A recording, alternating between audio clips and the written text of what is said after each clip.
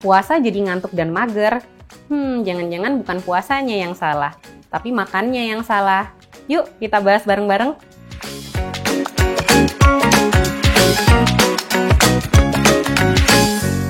Puasa itu memang benar menyehatkan. Kenapa? Karena saat puasa perut kita jarak antar makan ke makan lagi itu jangka waktunya lebih panjang daripada hari-hari biasa.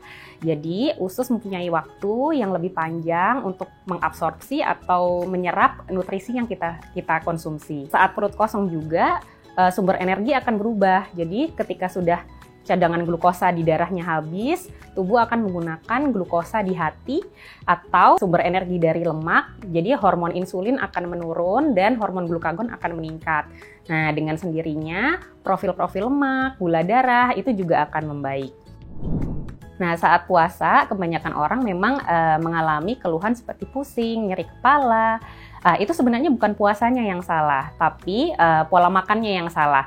Nah, gejala-gejala tersebut muncul apabila tensinya turun, atau gula darahnya turun, atau ada peradangan lambung.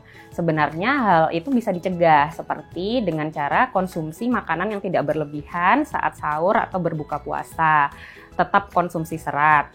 Kemudian konsumsi cairan yang cukup, kurang lebih 1,5 sampai 2 liter sehari, dan juga tidak konsumsi makanan yang berkarbohidrat tinggi atau yang gulanya berlebihan.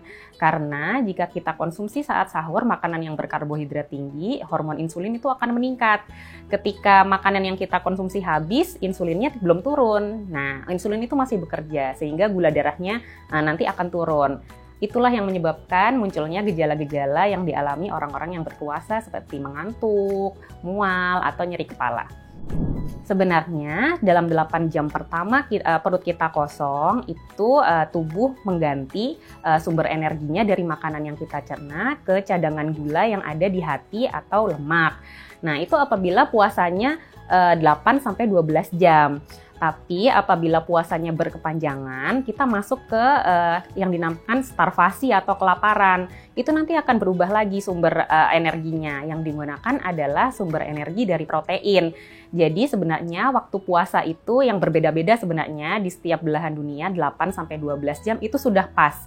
Jadi tubuh tidak akan masuk ke periode atau fase starvasi sehingga protein tidak akan dipecah menjadi sumber energi. Penderita asam lambung itu boleh berpuasa, bahkan beberapa pasien itu merasa membaik dengan berpuasa. Tapi ada notes-nya, tidak semua orang dengan asam lambung boleh berpuasa. Apabila masih ada kondisi akut, seperti apa yang disebutkan kondisi akut, seperti muntah terus-menerus, atau masih ada nyeri perut, ada heartburn, itu tidak boleh berpuasa. Dan juga orang yang mempunyai asam lambung apabila masih mengkonsumsi obat rutin, itu obatnya tetap harus dikonsumsi. Orang dengan diabetes mellitus ada dua, ada yang boleh berpuasa dan ada yang tidak boleh berpuasa sama sekali. Orang yang boleh berpuasa yang seperti apa? Itu orang dengan diabetes yang gula darahnya terkontrol atau hampir mencapai target. Kalau orang itu gula darahnya belum mencapai target atau masih jauh sekali dari target, misal gula darahnya masih sekitar 300-an atau HbA1c-nya masih di atas 10, itu tidak boleh berpuasa. Kemudian ada jenis-jenis diabetes lain yang memang mutlak tidak boleh berpuasa, seperti diabetes mellitus tipe 1, biasanya dialami sejak kecil, dan pasien diabetes mellitus pada kehamilan atau biasa disebut dengan diabetes mellitus gestasional. Setelah berpuasa sebulan, tentu ada perubahan-perubahan dalam segi kesehatan terutama yang ingin kita capai, baik untuk orang normal maupun orang yang punya penyakit tertentu. Yang terutama adalah profil metaboliknya membaik. Profil metabolik itu seperti apa? Profil lemak, gula darah, kemudian berat badan atau body mass index. Itu memang menurut penelitian setelah puasa, profil-profil metabolik itu akan membaik. Selain itu juga yang sering dilupakan orang, proses puasa selama 1 bulan itu juga membantu kita berlatih untuk berhenti merokok.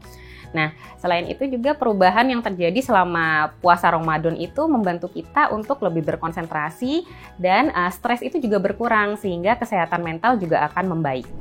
Sebenarnya untuk mencapai target itu tidak ada metode puasa yang spesial, jadi puasanya sama saja seperti biasa. Tapi yang harus diperhatikan, Sahur dan berbuka tidak boleh makan yang berlebihan. Kemudian puasanya bukan metode mager, dari pagi sampai sore istirahat terus atau banyak tidurnya.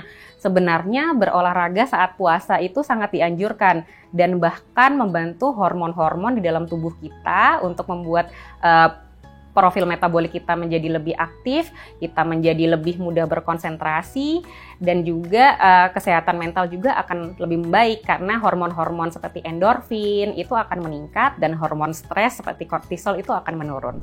Puasa Ramadan ini memang menurut penelitian itu merupakan proses yang baik untuk menurunkan berat badan.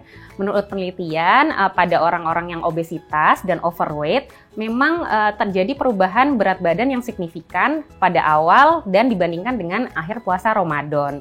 Ada penelitian juga berupa meta-analisis yang menunjukkan bahwa orang-orang yang berpuasa Ramadan di akhir bulan puasa itu mengalami penurunan berat badan kurang lebih 1,5 sampai 2,5 kg. Dan penurunan itu terjadi pada masa lemaknya. Jadi itu merupakan metode yang bagus untuk berdiet juga. Sebenarnya yang bisa dilakukan itu hal-hal yang sederhana, seperti kecukupan cairan 1,5 sampai 2 liter sehari. Karena sensasi rasa haus dan rasa kenyang itu kadang-kadang rancu. Ada orang yang sebenarnya haus tapi merasanya dia lapar, jadi akhirnya makan. Jadi kecukupan cairan itu harus diperhatikan. Kemudian konsumsi makanan yang berserat tinggi sehingga pengosongan lambung juga akan lebih lambat. Satu lagi, mengunyah dengan kecepatan yang pelan, jadi mengunyah makanan dengan baik, itu juga ternyata sangat berpengaruh dalam sensasi rasa kenyang atau lapar. Ketika kita makan, tubuh kita itu sebenarnya mengeluarkan hormon, yaitu leptin, untuk memberikan sinyal ke otak bahwa kita sudah kenyang atau cukup mengkonsumsi makanannya. Kalau misalnya kita mengunyah makanan dalam kecepatan yang cepat gitu ya, sensasi rasa kenyang atau cukup itu akan terlewatkan, sehingga ketika makanannya sudah tertelan banyak, rasa kenyangnya malah akan berubah menjadi terlalu kenyang, bloated atau gassy, seperti itu. Jadi geng sehat, seperti yang sudah saya jelaskan tadi, puasa itu sebenarnya menyehatkan loh. Jadi kalau misalnya ada keluhan-keluhan, bukan puasanya yang salah, tapi cara makannya yang harus diperbaiki. Jangan lupa, kalau video ini bermanfaat untuk kamu, jangan lupa dibagikan ya.